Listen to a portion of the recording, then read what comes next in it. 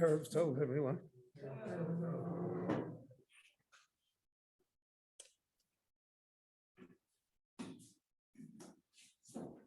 From the narrative regarding the Bnei Gad and Bnei Reuven, which appears in this week's Parashios, the Gemara in Kedushin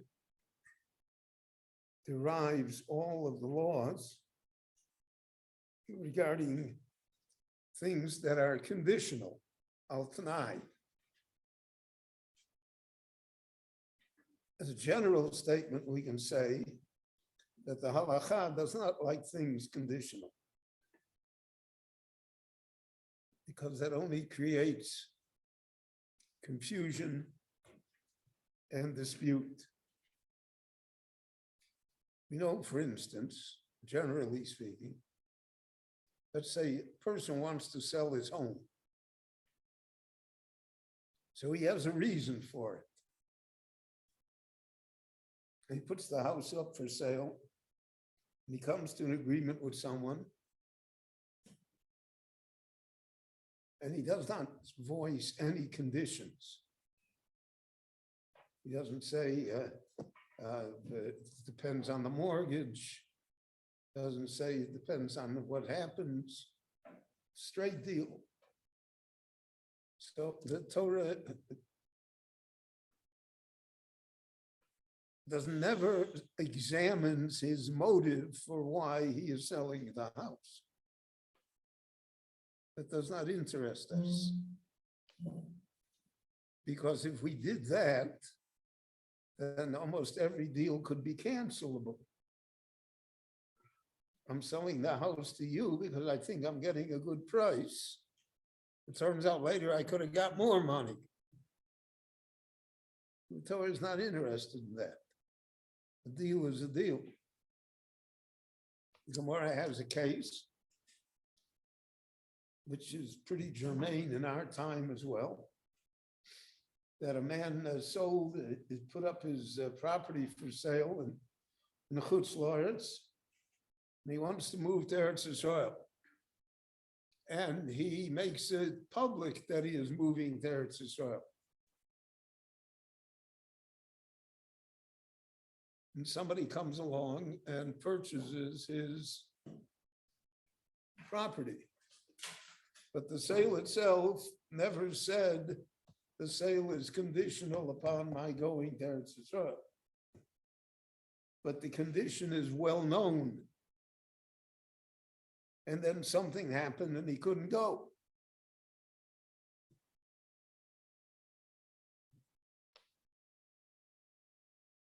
Netanyahu couldn't get him the visa. So the Gemara says, doesn't make a difference. The sale is not conditional. The sale is an actual sale. Motive, who knows what the motives are? So unless you express openly what the motive is, and you say that if the motive doesn't come true, I'm not selling, otherwise you are bound. We have, in general, for instance, the Gemara, you could make Kedushin al Tanai also. Marry a woman on a condition. But there also the Gemara is very wary. So even if the condition seems to be obviously not to be fulfilled, the Gemara says that she's considered an Eishes Ish. Man says, Almanas Shani Tzadik Gomer. Right, Mekadesh is Li, your Mekadesh is me, on the condition that I am deemed in heaven to be a complete righteous person. So the Gemara says, Shema Hira B'tshuva. Maybe at that moment he committed himself mentally to do tshuva, so then in heaven that counts. So he's a tzaddik omer.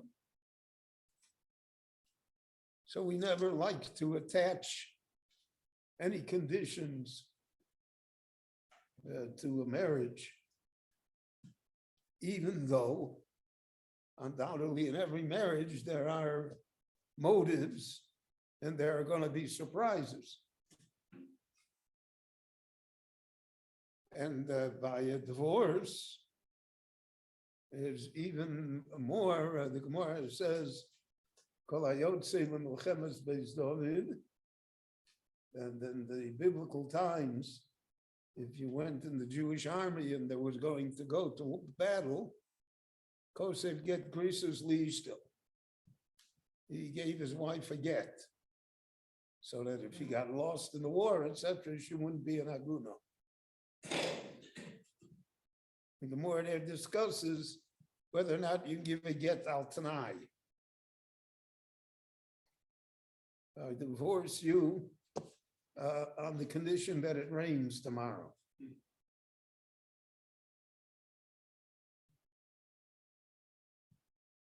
And throughout the ages, part of the problem is, what if he's a Kohen? So if you activate the divorce, then he can never remarry her again. And other such problems. So there always were questions regarding this. In the First World War, there was an attempt to make a get al tanai and failed. The rabbis didn't allow it. The same thing in the Second World War. The same thing here in Israel regarding the wars. We like to avoid conditional situations because human nature being what it is, if you make an uncertain arrangement, you're going to get into a dispute and into problems. So the Bnei Gad and Bnei Ruvain enter into an arrangement with Moshe and with the other tribes of Israel in this week's parsha. Moshe says his original statement was that they're wrong, he's not going to do anything for them. And he come back and they make an agreement. The agreement is, in Taru Chalutzim Lifnei Ha'om, you'll go first, and for the entire period of time that the land has to be occupied and settled, you will stay in the army, and you won't go back to Eivra Yarden until everybody else is settled. And that was the condition. So the Gemara says from this, from the way the Psukim unfold, we learn three basic rules that govern all conditional purchases, or all conditional commitments. First one is Tanai Kofu. You have to say the condition both ways. If this and this happens, then the sale is good. And then you have to say, if this and this does not happen, then the sale is no good. You cannot just say one side of the agreement. So it has to be Tanai Kofu, a double Tanai. Both the positive and the negative have to be said and understood and agreed to. The second condition that the Gemara says is Tanai Kodem Lamaisa. When you make the condition, you have to state the condition before you say the sale. For instance, if you say, I'll sell you the property if it rains tomorrow, that's no good. Because you already said, I'll sell you the property. It's so you have to say, if it rains tomorrow, I will sell you the property. That's Tanai, the condition is Kodem Lamasa. It's before what the arrangement is. But if you make the Maaseh first, and then the Tanai cannot affect the Maaseh because you already said, I'm going to sell you the property. And the third leg of this stool is hein kodem lalav. You have to say the positive side of the arrangement before the negative one. In other words, they had to say, we're going to go as chalutzim, and then you'll give us land in Ever HaYarden. And then they had to say, if we don't go as chalutzim, then you won't give us land in Ever HaYarden. Then we'll be like everybody else. So it has to be hein kodem lalav, the positive side before the negative side. So there are three principles that the Torah teaches us. There's a famous sugya in the Gemara regarding these matters, because these, if you're in commerce, it becomes almost an everyday occurrence. That's how people deal. People deal conditionally. So you have, for instance, you tell your stockbroker, if the stock goes to 60, then you sell it. What if he sold it at 58?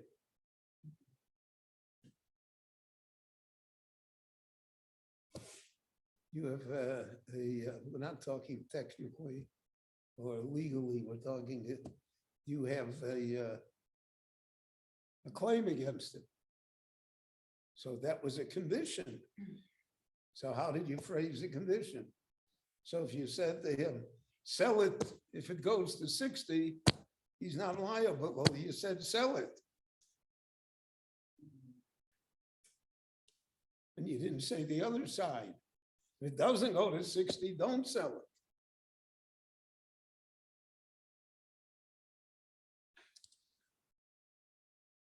I had a Jew in Miami Beach, a very good Jew.